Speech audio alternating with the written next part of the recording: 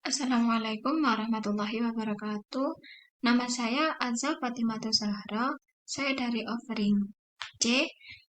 NIM saya yaitu 230121601742. Baik, di sini saya mau menjelaskan tentang teknologi pendidikan dan bagaimana dampak pada pendidikan di masa pandemi pada bagian peluang.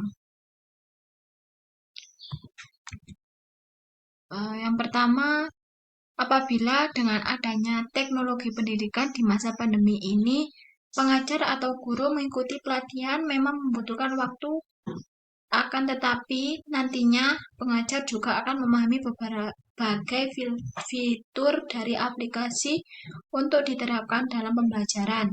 Yang kedua, apabila teknologi pendidikan dapat diterapkan dengan baik, maka akan timbul bagaimana sebuah konten pembelajaran ditampilkan dengan menarik di tengah-tengah pandemi.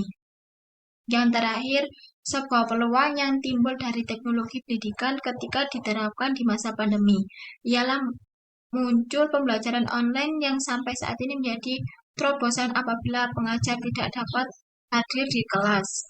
Yang pertama, penjabarannya yaitu pandemi COVID-19 memberikan dampak besar terhadap berbagai sektor, termasuk sektor pendidikan yang terdampak. Pendidikan perlu memastikan kegiatan pembelajaran, tetapi berjalan meski siswa berada di rumah. Apabila dengan adanya teknologi pendidikan di masa pandemi ini, pengajar atau guru mengikuti pelatihan memang membutuhkan waktu, akan tetapi nantinya pengajar juga akan memahami berbagai fitur dari aplikasi untuk diterapkan dalam pembelajaran.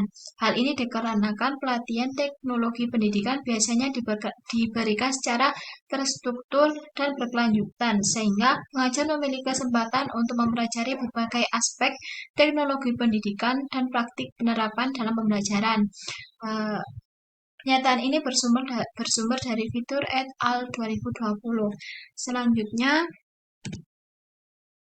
penjabaran yang kedua yaitu teknologi digital memiliki potensi dan peluang strategis untuk berperan dalam mendukung keberhasilan proses belajar mengajar. Hal ini dikarenakan teknologi pendidikan dapat memberikan berbagai manfaat dalam pembelajaran. Salah satunya adalah untuk membuat pembelajaran menjadi lebih menarik. Untuk menampilkan konten pembelajaran menarik dan menggunakan teknologi pendidikan, gunakan berbagai media dan format. Konten pembelajaran tidak harus selalu disajikan dalam bentuk teks atau narasi. Pengajar dapat menggunakan berbagai media dan format seperti video, gambar, animasi, dan simulasi. Hal ini akan membuat konten pembelajaran menjadi lebih menarik dan interaktif. Buatlah konten pembelajaran yang relevan dengan kebutuhan siswa. Konten pembelajaran harus relevan. Pengajar perlu memahami karakteristik siswa dan kebutuhan mereka dalam belajar. Hal ini akan membuat konten pembelajaran menjadi lebih bermakna bagi siswa. Gunakan teknologi secara tepat. Teknologi pendidikan harus digunakan secara tepat. Pengajar perlu memilih teknologi yang sesuai dengan materi pembelajaran dan dengan karakteristik siswa. Hal ini akan membuat konten pembelajaran menjadi lebih efektif.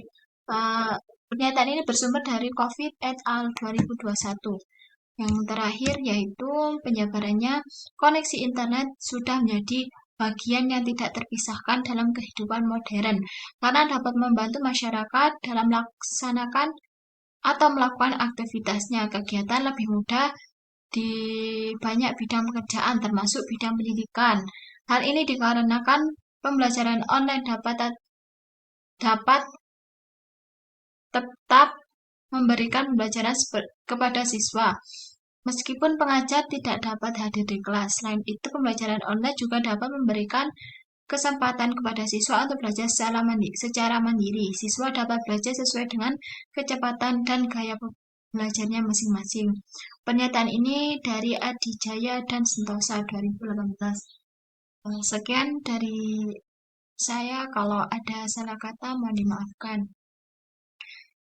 Berikut adalah daftar pustakanya. Wassalamualaikum warahmatullahi wabarakatuh.